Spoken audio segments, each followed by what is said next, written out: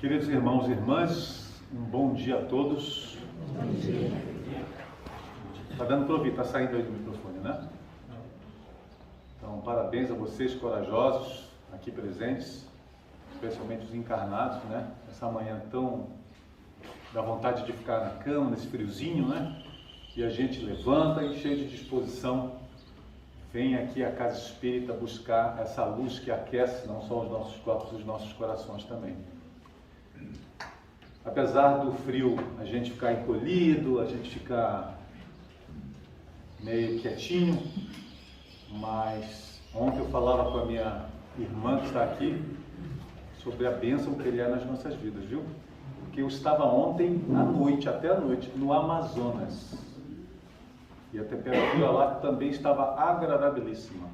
Cerca de 40 graus na sombra. Eu tirei até foto, gente. E aí nós entramos no aeroporto e o aeroporto estava em obras. E o ar-condicionado não estava funcionando. E aí o avião atrasou. E eu comecei a ficar preocupado. Meu Deus, será que eu vou conseguir chegar? E a palestra de amanhã? E aí eu não sabia se eu me preocupava com a palestra ou enxugava, né, o suor do rosto ali, de estar 40 graus naquele lugar todo envidraçado, aquele sol, aquele céu lindo, limpo, como aqui, mas com a temperatura um pouquinho diferente. Já imaginaram o privilégio de Curitiba ter um ar-condicionado central na cidade? E melhor do que isso, a gente não paga a conta. Como diz a esposa, é um ar-condicionado de Deus, divino. Nós não pagamos a conta e temos essa central de ar na cidade, nos trazendo esse conforto, né? E a gente costuma brincar lá no norte, no nosso trabalho, a gente lida com muitos europeus. E aí, muitos deles olham aquela beleza lá onde nós trabalhamos, na Amazônia, aquele verde, aquela imensidão, até a perder de vista, e eles dizem, meu Deus, como seria maravilhoso, como é maravilhosa a vida aqui.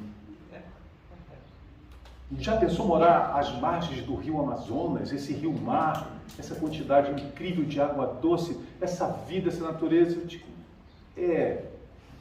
mas você está falando isso porque nós estamos dentro do ar-condicionado. Se você der uma saidinha ali fora, talvez você, morando lá no norte da Europa, você vai mudar de opinião, né? Mas tem, eu brinco sempre, uma grande vantagem em morar aqui. Porque, segundo a mitologia, né, segundo a crença popular, se nós formos boas pessoas, quando nós desencarnamos, nós vamos para o... Só uma respondeu. Você não sabe para onde a gente vai se a gente for pessoa boa, não? Se vocês não souberem para onde a gente vai, para onde nós vamos, se nós formos pessoas boas, qual é a motivação que nós vamos ter para ir? Para onde é que nós vamos mesmo se nós somos pessoas boas? Para o céu, né? E se nós formos pessoas más? Vamos para o... Lá é quente ou frio? Entenderam a vantagem de morar lá? Se a pessoa for uma pessoa má, quando desencarnar, nem vai sentir calor lá. Então, no aeroporto, as pessoas, todo mundo reclamando, e aí, ontem, as pessoas que trabalhavam também morrendo de calor. Diziam, eles dizem que estão em obra para melhor nos atender. Talvez, se a gente errar o caminho, o que é muito difícil, com a doutrina espírita nas nossas vidas. Mas, para aqueles que errem o caminho, se chegarem lá no umbral, talvez vão ver uma plaquinha, né? Está quente. O ar-condicionado não está funcionando. Estamos em obra para melhor atendê-los. Sabiam que o umbral está em obra permanente também? A gente imagina o umbral como uma coisa eternamente daquela forma. Mas o nosso planeta não vai se transformar? Sim. Será que não vai ter um ar-condicionado lá no umbral também? Será que a temperatura, o ambiente também não vai melhorar? E ele é resultado de quê? Das nossas emanações mentais. Quando o conjunto delas for superior na direção dos ensinamentos do Cristo, é claro que o ambiente também será completamente diverso e nós vamos ter também lá esse friozinho gostoso que temos aqui. Mas eu odeio frio, né? Mas a gente não sente calor nem frio lá. Não nesses lugares bons.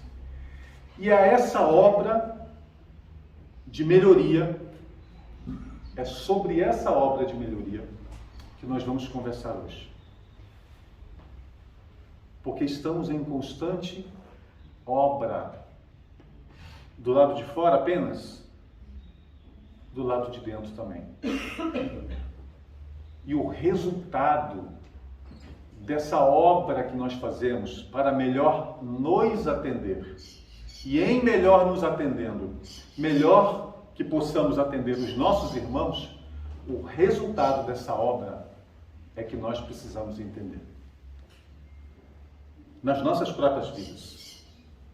Para que nós continuemos motivados a continuar essa obra eterna, infinita, mas extremamente importante nas nossas vidas, que é essa nossa obra interior, que vai trazer resultados na nossa vida íntima, mas também em todo o nosso redor. Precisamos continuar essa obra que, aliás, o resultado dela já é a nossa evolução. O resultado dessa obra que nós passamos dentro de nós já é a nossa evolução.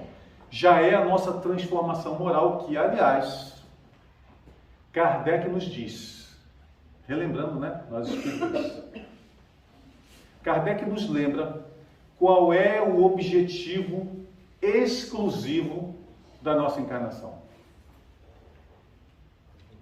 Qual é? Evolução. Evoluir. Esse é o objetivo exclusivo. Nós só estamos aqui na Terra para isso. Para mais nada. É exclusivo. Nós estamos aqui para evoluir. Para nos transformar à luz da doutrina do Cristo. É para isso que nós viemos aqui. E muitas vezes, mesmo nós cristãos, mesmo nós espíritas, nós esquecemos. E aí, formulamos aquele castelo de areia. Imaginamos construir a nossa casa na areia, sem bases sólidas, nos acreditando. Aqueles que buscam a felicidade plena aqui na Terra. E é essa forma de ver o esquecimento do objetivo exclusivo da nossa encarnação. E a ideia de que nós estamos aqui para buscar a felicidade é que é a causadora, essa crença, de tantas aflições, de tantas dores e até mesmo de tanto desespero. Porque toda vez que algo nos aconteça na vida, toda vez que as tempestades nos cheguem, todas as vezes que nós identificamos uma tragédia nas nossas vidas, especialmente aquelas que são irremediáveis, uma doença incurável, a perda de um ente querido, uma ruína financeira que nos pareça irreversível, todas as vezes que nós somos atingidos por essas tempestades, nós nos acreditamos infortunados, esquecidos de Deus. Então, essa forma diferente de ver a vida, que a doutrina, que a nossa veneranda doutrina espírita nos traz, essa forma de encarar a vida, essa passagem breve aqui na Terra, como para exclusivamente a nossa evolução, transforma absolutamente tudo nas nossas vidas. Transforma como nós vemos tudo que nos acontece. Transforma como nós sentimos tudo que nos acontece. E muitas vezes nos iludimos, acreditamos, se eu fizer o bem, se eu buscar o bem, se eu procurar fazer o bem ao meu próximo e até a mim mesmo, eu não vou passar por essas tempestades. Eu não vou passar por essas dores. E elas vêm. E muitas vezes nós não entendemos, mas por que está acontecendo isso comigo? Eu vou à casa espírita, eu vou até os mensageiros. Eu até entrei num grupo de ajuda. Nós vamos buscar aqueles que necessitam. Eu não sei, eu busco fazer o bem. E por que acontece tantas coisas na minha vida? E muitas vezes, diante disso, diante dessa conclusão mais precipitada, nós desanimamos. Não é à toa que muitas vezes nós vemos pessoas chegarem à casa espírita animadas, diante da beleza, da profundidade da religião, do espiritismo, especialmente quando nós passamos a entender o seu aspecto científico, filosófico, e nós a identificamos como grande transformadora das nossas vidas e buscamos entrar mais profundamente nela, no seu aspecto da caridade também, e lá adiante, nós não percebemos as mudanças nas nossas vidas. Nós não percebemos que aquela felicidade que nós buscamos, que acreditamos ser aqui, chegue nas nossas vidas, e então nós desanimamos, e por isso, muitas vezes, aqueles que estudam, aqueles que frequentam a casa, aqueles que participam dos grupos de ajuda, eles se vão. Porque acreditavam que, de forma equivocada, que aqui na Terra basta fazer o bem.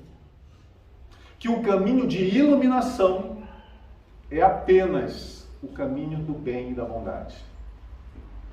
Não é? Afinal de contas, não é o bem que nós precisamos fazer? Não é isso tudo que Deus espera de nós? Que nós façamos o bem? Eu faço o bem. E ainda assim veja a minha vida. Por quê? Não é apenas isso que Deus quer de nós. Não é apenas que façamos o bem, que estudemos o Cristo, ainda que, e transformemos a nossa vida numa obra imensa do bem. Não é apenas isso que Ele espera de nós. Essa evolução, esse objetivo exclusivo da nossa encarnação, que é a evolução, ela não se dá, ao contrário do que possamos imaginar, apenas nesse aspecto. Eu vou fazer o bem, portanto, evoluir. Não. Se nós precisamos, claro, evoluir nesse aspecto, nós também precisamos evoluir, crescer em fortalecimento moral. Nós também precisamos desenvolver dentro de nós a coragem moral. Não é apenas o bem que nós precisamos fazer, mas nós precisamos também criar essa fortaleza dentro de nós, para quando essas tempestades chegarem, nós tenhamos coragem moral, estrutura espiritual, psicológica, maturidade, para ver a vida de uma outra forma, entendendo o objetivo da nossa passagem na Terra, e que nós possamos encarar essas tempestades sem naufragar. Porque é isso que muitas vezes acontece. Nós buscamos o bem, estudamos, e coisas terríveis acontecem nas nossas vidas, aos nossos olhos, e nós sucumbimos no desânimo, na tristeza. Não é à toa que o número de suicídios no nosso planeta tem aumentado assustadoramente. Não é à toa que muitos já começam no caminho que leva ao suicídio, se permitindo aquela tristeza profunda diante das dores. Se desconectam inicialmente da própria religião e depois de si mesmos, caindo nas profundezas do abismo da depressão, da tristeza, do desânimo, que culminam pela ideação suicida. A dor profunda que advém das frustrações que a vida nos traz, em função desse olhar equivocado do que seja a vida, é que nos faz desconectar de nós mesmos, do Criador até. Nós não estamos aqui apenas para aprender a fazer o bem. mas para criar essa fortaleza dentro de nós. Para que nós possamos encarar essas tempestades que acontecerão certamente na vida de nós todos. Sem a ideia de naufragar. Sem a ideia de exterminar a própria vida. Não por covardia, porque aquele que tenha a ideação suicida não é um covarde. Nem por coragem, porque aquele que tem a ideação suicida também não é um corajoso. Mas por desespero. Por sentir uma dor que, acredite, não ter fim. Não é nem a dor em si que faz com que as pessoas tenham a ideação suicida, mas é a visão de que essa dor não tem fim. É a ilusão de que existem dores sem fim. E de que nós somos esquecidos de Deus diante das aflições. É essa ilusão da dor sem fim, das limitações, sejam elas físicas, das aflições, sejam elas emocionais, são essas visões equivocadas que podem nos levar ao desespero. E esse desespero nos leva à ideação suicida, na ilusão de que em matando o corpo, eu mataria a dor. Esquecendo-nos, nós mesmos, cristãos, de que quando Jesus estendeu as mãos marcadas ao então incrédulo Tomé, foi para nos provar, de uma vez por todas e para todo sempre, que nós somos imortais. E, portanto, não deixaremos de existir jamais. E as dores, em não estando no corpo físico, mas na alma, jamais serão aniquiladas as dores com o assassinato do nosso próprio corpo físico. O suicídio, portanto, é uma ilusão para aqueles que veem a vida de forma equivocada, esquecendo de que nós somos imortais e iludidos também de que estamos aqui na Terra para ser felizes. Não estamos. Estamos aqui para evoluir. E se não basta fazer o bem, se eu preciso criar essa fortaleza, como criar essa fortaleza? É como nos perguntamos, como resistir a essas dores que às vezes são tão grandes? Como eu faço para criar isso dentro de mim? Essa resistência moral, desenvolver essa coragem moral que me faça capaz de continuar navegando apesar da tempestade lá fora. Como não agir como os apóstolos, ainda imaturos, quando diante da tempestade acordaram Jesus e disseram: Mestre, pereceremos. Como se somos imortais? Onde criar essa fortaleza? Nós precisamos conhecer. Conhecer a verdade. Como nos propõe o evangelista João, no seu Evangelho, capítulo 8. Porque é essa verdade que nós conhecemos, quando conhecemos, que nos libertará dessas ilusões que nos podem fazer sucumbir. Que nos libertará essa verdade de nós mesmos. Que nos libertará essa verdade da própria matéria. Que verdade é essa? A que verdade Jesus se referia quando João nos traz essa passagem tão importante do Evangelho dos ensinamentos do Cristo? Que verdade é essa que nós precisamos conhecer? Quem somos nós? De onde nós viemos? Para onde nós vamos? E, especialmente, como nós sairemos do primitivismo de quando fomos criados, espíritos simples e ignorantes? Como fazer essa trilha, esse caminho até a angelitude a que todos nós estamos destinados? Essa é a primeira verdade que nós precisamos conhecer. Quem somos nós, espíritos? De onde viemos do primitivismo, de quando fomos criados simples e ignorantes, para onde nós vamos? Para a angelitude. Todos nós atingiremos a perfeição relativa, porque a absoluta pertence unicamente ao Criador, mas não atingiremos essa perfeição relativa, ainda que seja essa pureza de espírito, quando não mais precisaremos reencarnar, como nos diz Kardec. Não alcançaremos apenas praticando o bem, mas também, e especialmente, nos fortalecendo interiormente. Um dia, ainda jovem, na adolescência, gosto muito de lembrar dessa passagem quando nos falamos dessa fortaleza que nós precisamos desenvolver. Nossa família, que vivia em grande harmonia, constituída por nossos pais, e nós irmãos, 5 irmãos, fomos abatidos por um grande problema de relacionamento dos nossos pais. A minha mãe, então, diante do que fizera ao pai, decidia pela separação.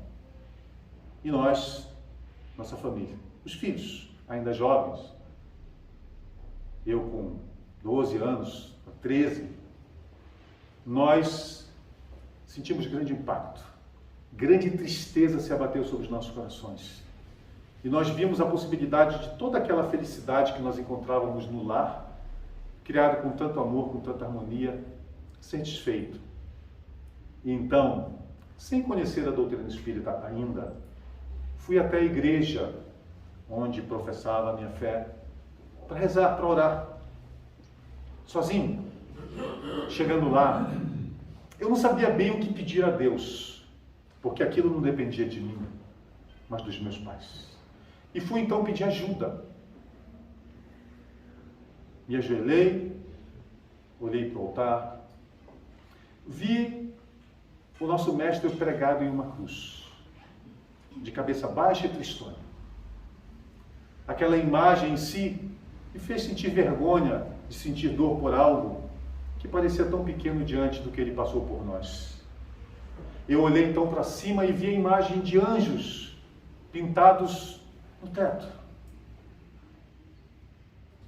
Lembrei então de quando o sacerdote me falava dos nossos anjos guardiães. E eu então resolvi orar a ele, ao meu anjo guardião, pedindo ajuda, mas olhando aquela imagem daquele anjo, tocando harpa, naquele céu de ventura, ele fraco, ainda jovem, uma criança.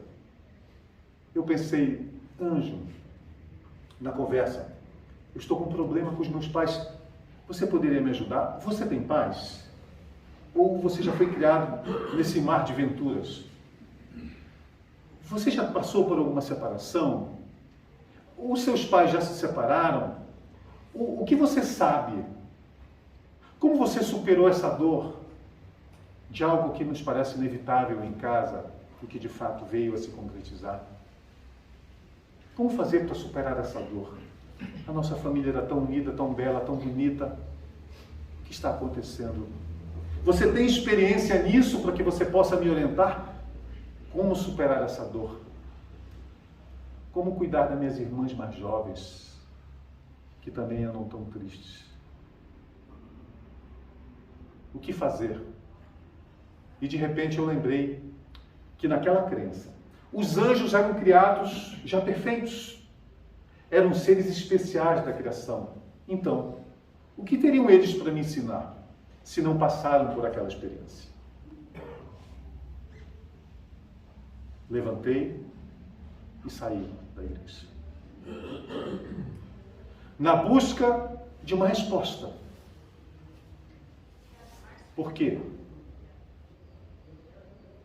Na busca por me fortalecer, não apenas para mim mesmo, mas especialmente para minhas irmãs, para minha mãe, que tanto sofria naquele momento. E me dei conta, ainda que jovem, do quanto precisamos criar essa fortaleza dentro de nós. Do quanto ainda precisamos trilhar, caminhar, para construir essa fortaleza dentro de nós. E foi na nossa doutrina espírita que nós encontramos essa verdade que nos liberta do desespero. Quando sabemos quem somos nós, para onde vamos. Portanto, se todos nós alcançaremos a angelitude, se os anjos não são seres especiais, criados por Deus, privilegiados da criação, se eles são nós mesmos amanhã, eles por tudo passaram. E todos nós, entendo nosso anjo guardião, teremos esses seres superiores a nós, não porque privilegiados, mas porque passaram e venceram e, portanto, sabem o caminho que nós precisamos trilhar para construir essa fortaleza dentro de nós. E esse caminho é Jesus. É Ele o caminho para a verdade e a vida verdadeira, que é Deus.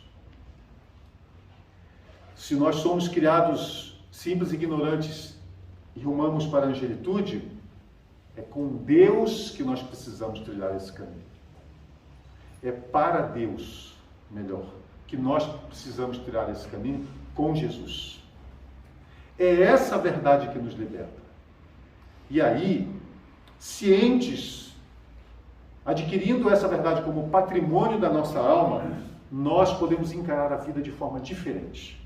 Nós poderemos entender que tudo o que acontece nas nossas vidas é como que um material pedagógico mesmo, do qual se serve o nosso Criador para o nosso progresso. Essa é a vida na Terra. É para isso que nós estamos aqui. Não para buscar essa felicidade imaculada, plena, sem manchas, impossível aqui na Terra. Absolutamente impossível aqui na Terra. Nós conseguiremos construir essa fortaleza dentro de nós, em olhando a vida de outra forma, em nos entendendo como alunos de uma escola. Todos nós, cujos professores, nossos mestres menores, com o nosso mestre maior, que é Jesus, nos oferecerão todo o material de que nós necessitemos para o nosso crescimento. E quando olharmos então essas tempestades na vida, seja qual for a dor, mesmo aquela do vazio existencial, que é uma dor terrível, porque em muitos casos de suicídio, ou de ideação suicida, não acontece por um grande trauma, mas por um vazio existencial. E todas as vezes que nós olharmos para essas situações que nos angustiam e que nos levam à beira da depressão, nós encararemos de outra forma. Ao invés de olhar o problema em si, ou o vazio existencial em si, nós nos perguntaremos, como cientes de alunos que somos, o que essa prova quer de mim? Onde eu preciso me modificar? O que eu preciso saber para usar na minha vida para que eu não me desespere nesse momento? Se nós somos alunos, vamos nos comparar a... Todos nós fomos alunos de escola. Sentamos num banco, lá na nossa ensino fundamental. Vamos fazer um exercício? Quem lembra o nome da sua primeira escola de ensino fundamental, lá atrás? Como é o nome? Instituto de Educação do Paraná. Olha que privilégio, viu? Instituto de Educação do Paraná. Maravilhoso, né? Começar dessa forma. Alguém mais lembra? Eu lembro. Ó, todo mundo lembra. É animado, né? A gente fica animado porque foram momentos maravilhosos. Nome. O meu chamava Escola Estadual de Primeiro Grau, Vilhena Alves. Lá em Belém, Pará. Linda a escola. Até hoje é linda. Ela fica numa rua com um túnel maravilhoso de mangueiras. Não é à toa que nós chamamos a nossa cidade de Belém de Cidade das Mangueiras. Tem túneis de mangueiras maravilhosos, mangueiras gigantescas. Elas fecham a copa e dão aquela sombra, 40 graus, se lembra? Aquela sombra maravilhosa diante daquele sol, e a minha escola ficava em frente a esse túnel, fica em frente a esse túnel. Nós permanecemos nessa escola, apesar do nosso amor por ela, o resto das nossas vidas? Sim ou não? Você ainda frequenta o Instituto de Educação? Não. Mas estudei a vida toda. Estudou a vida toda. Mas você ainda frequenta lá como estudante? Não. Não. talvez aqui a gente já comece a entender o resultado da nossa escola terra. Isso aqui é uma escola universal, como a minha era estadual. Isso aqui é uma escola universal de ensino fundamental, chamada Terra. Apesar de nós amarmos nossa primeira escola, quem gostaria de permanecer lá para sempre? Alguém? Porque ela tem um limite daquilo que tem para nos oferecer. E nós precisamos ter aspirações maiores do que aquilo. Não é isso? Quem conseguiria se tornar um profissional, seja a que nível for, numa escola de ensino fundamental, de alfabetização? Nenhum de nós. Nós precisamos de aprendizados maiores que nos levem a outros patamares de aprendizado, de formação, para que nós possamos, pelo nosso trabalho, lei da vida, levar o sustento nosso e da nossa família para casa. Portanto, nós precisamos crescer. Não seria esse o resultado das provas que nós fazemos na escola? Lembra daquela brincadeira? Tem pesadelo maior do que chegar na sala, sentar pensando que assistir uma aula, a professora dizia assim: guardem tudo, só uma folha de papel e caneta em cima da mesa. Alguém já passou por esse pânico? A gente para assim, meu Deus, a minha mãe me avisou para eu estudar. A gente estuda para a prova, né? E agora? Gente, eu vi gente colocar a professora fazendo isso, a pessoa baixa a cabeça e chora. Joãozinho, por que você está chorando? Eu não sabia que era prova. Não é assim que a gente faz aqui na Terra? Diante da prova, a gente começa a chorar. Meu Deus, que prova terrível. Mas você não sabia que era prova? Não, eu vim aqui para a Terra, pensei que era para ser feliz. Eu não sabia que ia ter prova aqui. Hoje era dia de prova, é? Ninguém me avisou. Quem faz melhor a prova? Aquele que diz, meu Deus, vamos lá, seja o que Deus quiser, e faz a prova com coragem, ou aquele que chora? Quem faz melhor a prova? Ainda que aquele que chore tenha estudado mais. Quem faz melhor a prova? Aquele que tem coragem, olha a prova e diz, isso aqui vai me levar em algum lugar. Eu preciso fazer pelo menos o que eu sei, não é isso? E nas provas da vida? O que a gente faz? Na prova da escola eu precisei estudar. E nas provas da vida? O que eu faço? Estudo, não é, gente? Eu estudo também. Gente, mas hoje eu não sabia que era prova. Calma. Lendo da prova com consulta? Não, você pode consultar. Aí você pega o livro e vai fazer a prova. Não tem consulta? Não tem prova com consulta? E não é assim na nossa vida? Nós passamos por provas e vamos consultar. O que é que está escrito na Bíblia? O que é que está escrito no Evangelho segundo o Espiritismo? O que é que está escrito no Livro dos Espíritos? Na Gênese? No Céu e Inferno? No Livro dos Médios? E aí eu vou fazer a prova. Não é assim a vida? Mas e se a prova não tiver consulta, gente? Tem prova sem consulta também? Na vida? Aí como é que a gente faz? Porque se a prova for com consulta, tá bom, amanhã eu vou ter uma reunião lá no trabalho, vou encarar aquele chefe que me odeia, mas eu vou dar um jeitinho. Calma, eu vou dar uma lida. Evangelho, cadê você? Eu vou dar uma lida nele, né?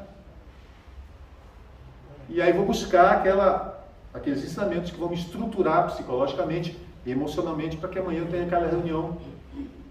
Olha, mas eu não sabia, eu estava no trabalho, me chamaram ali. E lá está aquele chefe que a gente chama de mala, né? Que me odeia, segundo a minha crença. E eu preciso encarar isso agora, não dá tempo. E aí alguém me olha assim feio. Aí a gente olha e dá vontade de dizer assim, você está me olhando por quê o seu... Aí a gente lembra do Mensageiros, né? Lembra do Mensageiros. Meu Deus, mas como é que pode, né? Especialmente se tiver um de nós, não é? A gente acha diferente quando a gente está num lugar lá fora e tem um espírita do lado, não é? A gente lembra, Não dá para ser o mesmo, tem um espírito aqui do lado. Eu cheguei um dia no avião, acho que contei só isso aqui. Cheguei um dia no aeroporto, aí quando eu passei a minha mala, a pessoa olhou para mim, Armando Menezes. Aí eu gelei. Em um segundo eu pensei, onde eu deixei minha mala? Não, essa mala não... Ela achou alguma coisa dentro da minha mala, mas eu não larguei minha mala. Como assim ela sabe meu nome? Aí naquele momento eu olhei para ela, o que foi? Ela disse, adoro suas palestras. Ela só me conhecia. Fiz alguma coisa de errado? E se eu tivesse feito? E ela disse para mim assim, eu lembro do dia que você falou da gente da Infraero. Aí eu fiquei pensando, o que eu falei? Ainda bem que você falou bem. Dá tempo de olhar às vezes. Então alguém me faz alguma coisa má e eu digo, seu... Espera aí só um minutinho. Por isso que eu coloquei isso aqui. O Consolador. Não é esse aqui o Consolador. Espera só um minuto, que eu vou dar a resposta para você.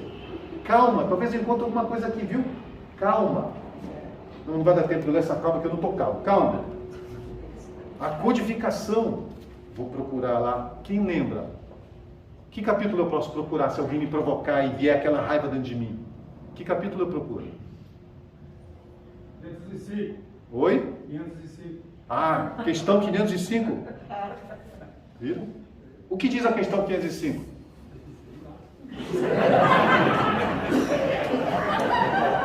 Viram? Viram?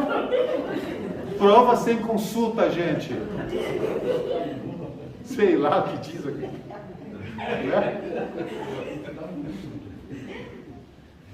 Capítulo 10 do Evangelho segundo o Espiritismo. O que é? O que é o capítulo 10 do Evangelho segundo o Espiritismo? Vamos, gente, está cheio de espírito aqui ou não tem? Tem espírito aqui? Eu não falei espírito, está cheio aqui. Vocês não podem ver que está cheio aqui. Espírita, tem alguém aí? O que é o capítulo 10 do Evangelho segundo o Espiritismo? Desanimei. Bem-aventurados os misericordiosos, porque obterão... não é possível, misericórdia. A pessoa está lá esperando a nossa resposta. Aí eu vou ler, bem-aventurados os misericórdios, porque obterão misericórdia. Não, então se eu reagir com ele, eu não vou ser misericordioso. Se eu não for misericordioso com ele, eu não vou ter misericórdia do Pai. Eu preciso. Nós precisamos de misericórdia do Pai? Ah, então eu vou ter que ser misericórdia. Calma. Meu Deus. Capítulo 8. O que é o capítulo 8? 9. Gente, não tem ninguém aí. Nem cola. Não tem ninguém para olhar a internet. Bem-aventurados os brandos e pacíficos, puros de coração. Eu preciso saber alguma coisa antes. Não é assim que nós construímos? Não é assim que nós nos construímos? A palestra é apenas a porta de entrada para o conhecimento.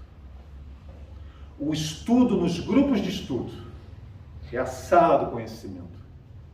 Mas se não estudar em casa, se ficar apenas com o que disseram, com o que o professor disse lá na nossa escola, dá para fazer a prova? Para alguns dá, para outros não.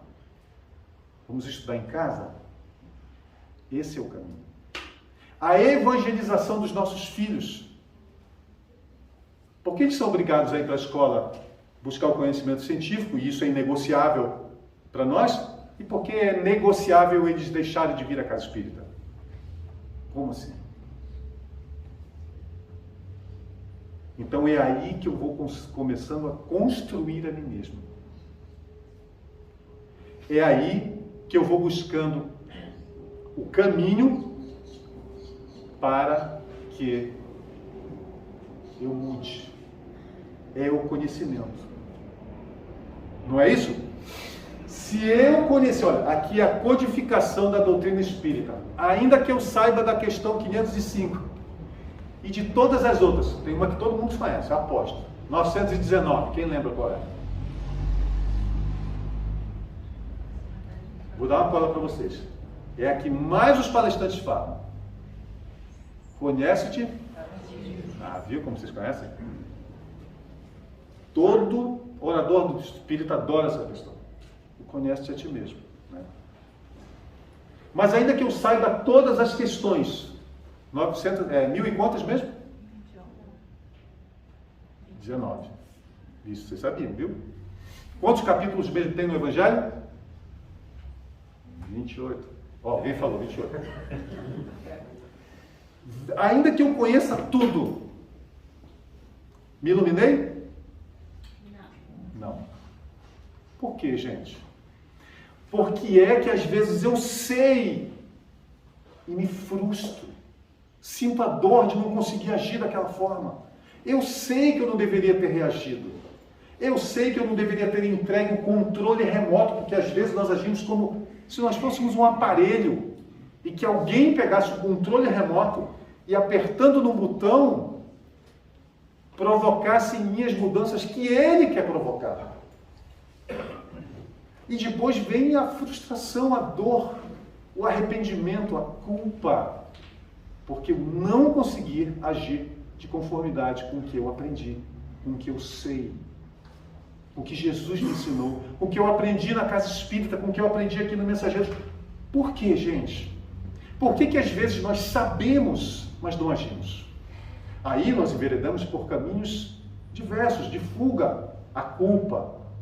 Vem a culpa e assalta o nosso coração e nos faz sentir mal, quando ela é apenas um despertador para nos dizer que nós erramos o alvo. Pecamos, erramos o alvo. Não agimos de conformidade com a lei de Deus, com os ensinamentos do Cristo. Vem a culpa. Por que ela vem? Porque a minha ação não está condizente com a lei de Deus que está escrita onde está escrita a lei de Deus mesmo? Na nossa consciência. Questão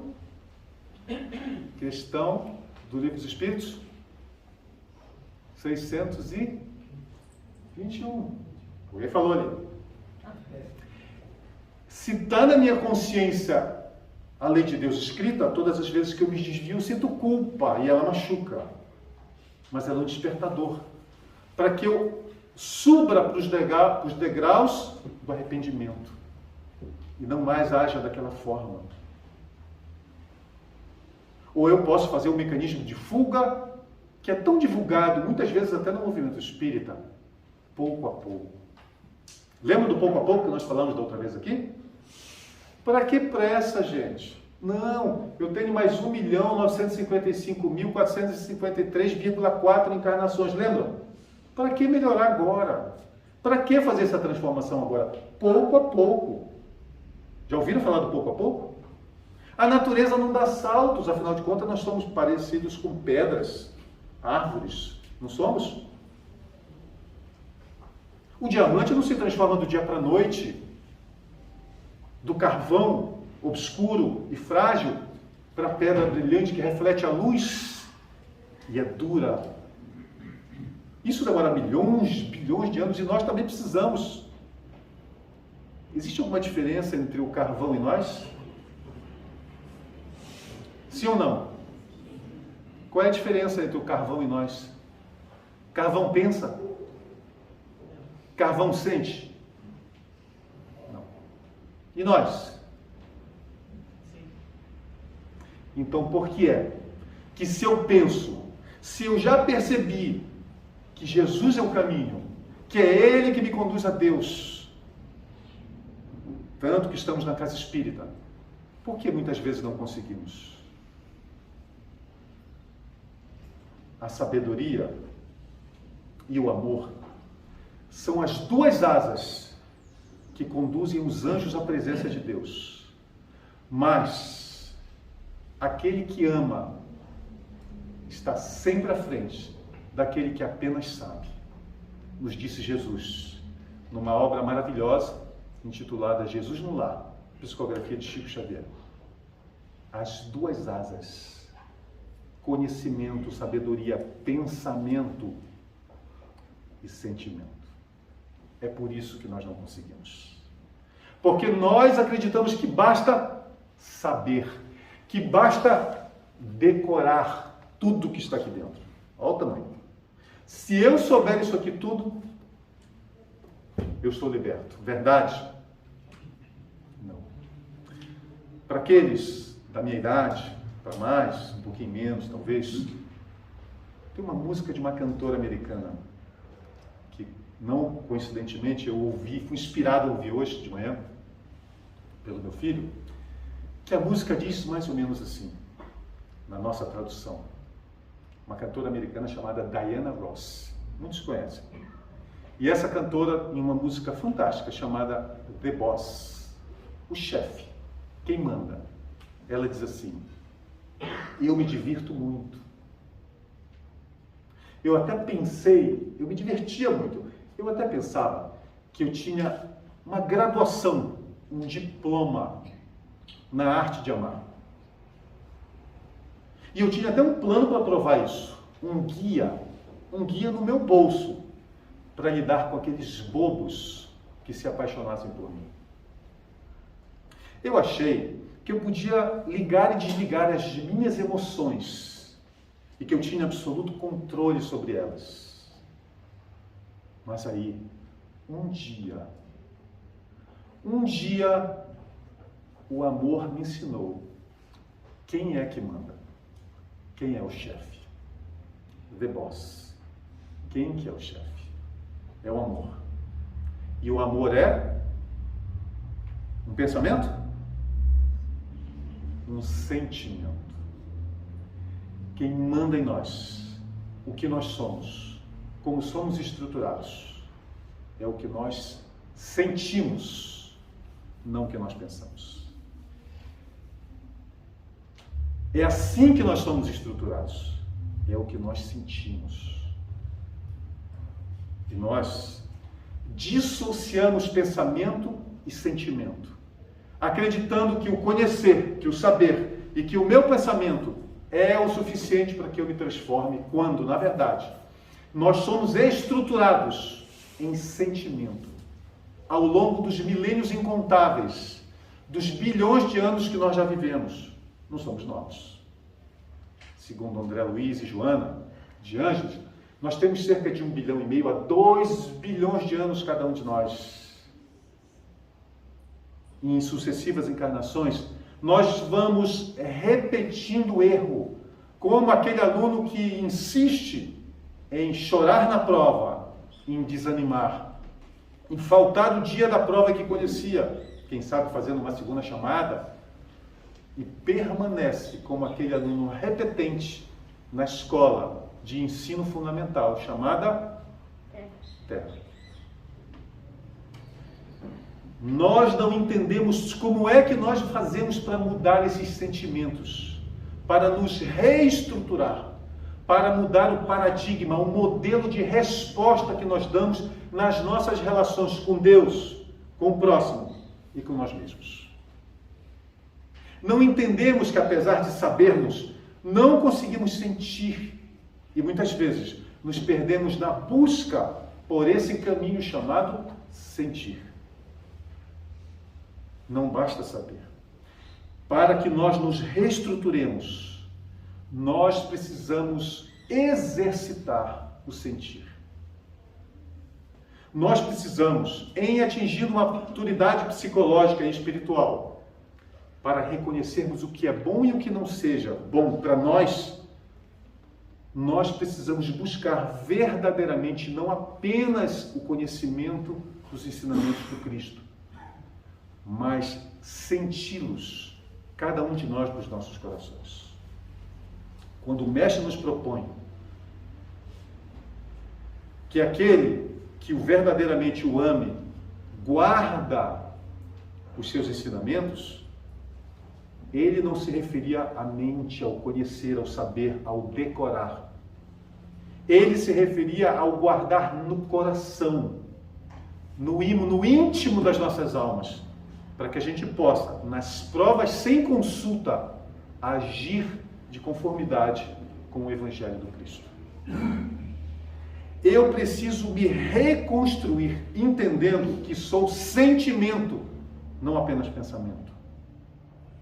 E que venho sendo estruturado ao longo das encarnações de forma negativa, porque não conhecíamos, por traumas muitas vezes. Que ainda que hoje percebamos que são, como as fobias, por exemplo, absolutamente irracionais, nós não conseguimos vencê-los. Aqueles que têm medo de um inseto, uma barata, A barata não pode me assassinar, me matar, tirar minha vida. Por que tanto pânico quando eu vejo aquele inseto? Porque outrora, pode ser, que eu tenha passado por algum trauma imenso, muito maior do que a razão nos diga que possamos passar hoje.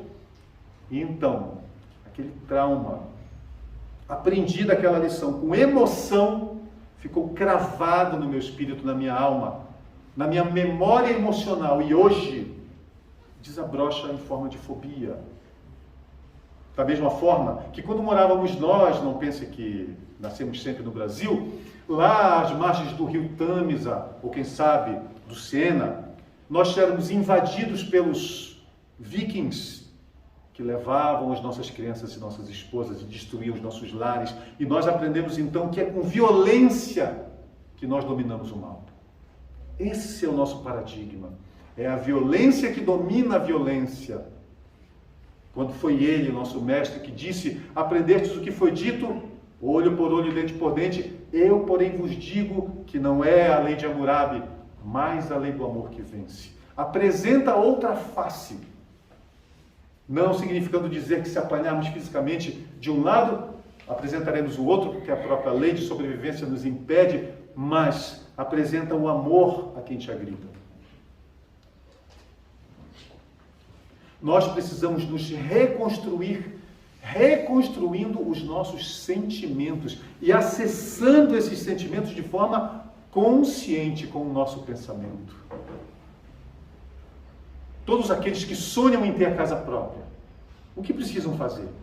Nós diremos, trabalhar arduamente para conseguir a casa. Não.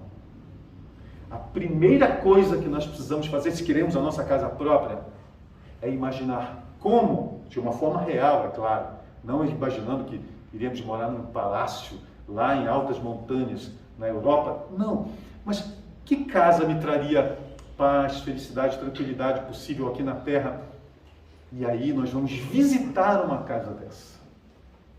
E aí nos imaginar dentro com a nossa família, quem sabe visitar com a própria família. Mas por que eu vou visitar essa casa? Eu não tenho recursos para comprar. Mas quando eu entro nessa casa, pronta, que eu vejo as paredes, os cômodos, as janelas, o sol entrando pela janela, quando eu sinto a emoção relativa a essa conquista, eu saio da casa, ainda sem nem que 1 centavo para comprá-la, mas com toda a energia, com toda a vontade de trabalhar para que eu consiga essa conquista. E é essa emoção que nós sentimos, seja ela usada para conseguirmos a casa própria, para conseguirmos uma viagem, um carro, um eletrodoméstico, uma formação, um diploma que possa melhorar a nossa vida, é essa mesma emoção que nós precisamos usar quando nós nos imaginarmos melhores do que somos. Como eu me sentiria tão feliz se no convívio com o meu próximo eu pudesse ser mais sereno, mais tranquilo. Como eu seria tão mais feliz se eu conseguisse conter a maledicência quando eu olho, julgo, condeno e comento sobre os erros do meu irmão, esquecendo-me de que preciso olhar a trave nos meus olhos e esquecer o argueiro, a pequena arte nos olhos do meu irmão.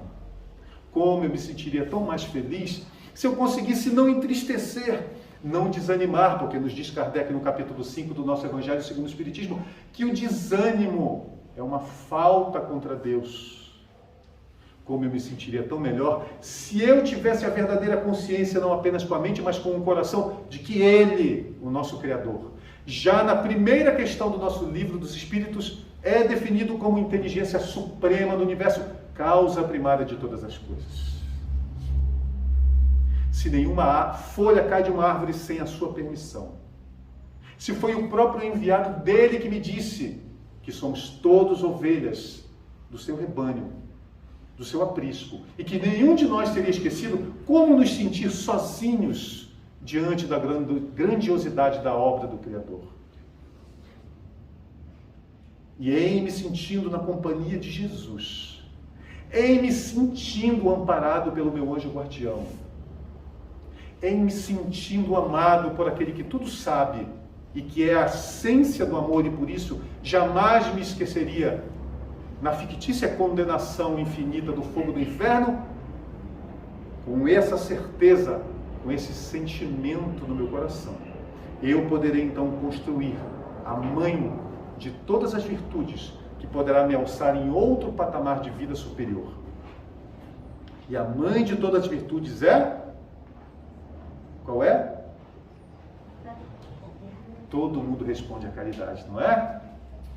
A caridade desinteressada, questão 893 do Livro dos Espíritos, é a mais meritória de todas as virtudes. Mas Kardec nos diz que apesar da caridade ser a mais desinteressada, a maior de todas as virtudes, apesar de saber que sem ela não há salvação, existe uma virtude. Uma que sem ela eu não consigo exercer a caridade. Kardec nos diz que eu poderia até ter impulsos de generosidade, seja ela com a caridade moral ou a caridade material, mas a verdadeira caridade da sua essência, como a entendia Jesus, perdão, indulgência, benevolência verdadeira em tempo integral na minha vida, eu só conseguirei construir essa caridade com a mãe de todas as virtudes, que está no capítulo 19 do nosso Evangelho segundo o Espiritismo, que é capítulo 19, a fé que transporta montanhas. A arte de viver essa fé só não se sabe fé em quê? Essa é a fé cega. A fé que nos propõe a doutrina espírita é a fé raciocinada. Aquela verdadeiramente capaz de desviar as montanhas, não físicas, mas morais dos nossos caminhos. É essa fé verdadeira que nós precisamos construir dentro de nós. Fé na vida futura. Fé de que se nós fizermos todas as provas aqui na Terra, com coragem moral, com confiança no amor do Criador, nós poderemos mudar de escola. Nós poderemos viver em escolas melhores do que essa.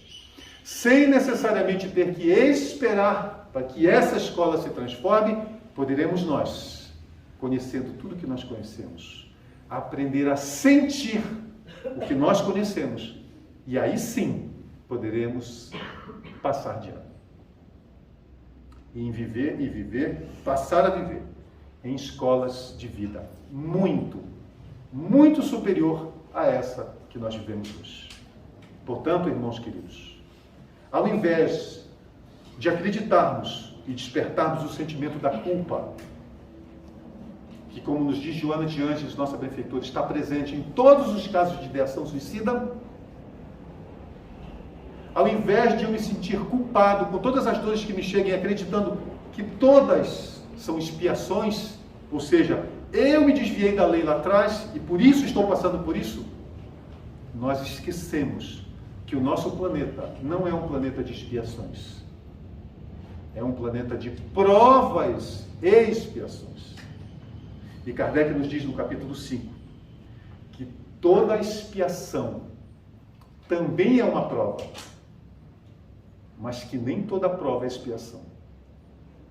Portanto, ao invés de, diante das dificuldades que a vida nos apresente, nós olharmos para elas como culpa por aquele pecador que errou, nós lembrarmos que as provas que nos cheguem na vida, sejam elas de origem expiatória, sejam elas como mecanismo, como material pedagógico de que se utiliza o Criador para o nosso crescimento, nós a encararmos com coragem moral. E para isso, basta nos transformarmos à luz do Evangelho do Cristo, desenvolvendo dentro de nós, dos nossos corações, a capacidade de sentir aquilo que nós já sabemos, que nos traz a nossa doutrina espírita. Obrigado pela presença de todos, que Jesus nos acompanhe a todos de retorno aos seus lares, que possam todos vocês, irmãos aqui presentes, encarnados e desencarnados saírem daqui com as palavras do Cristo e de Kardec, não apenas nas suas mentes, mas especialmente nos seus corações.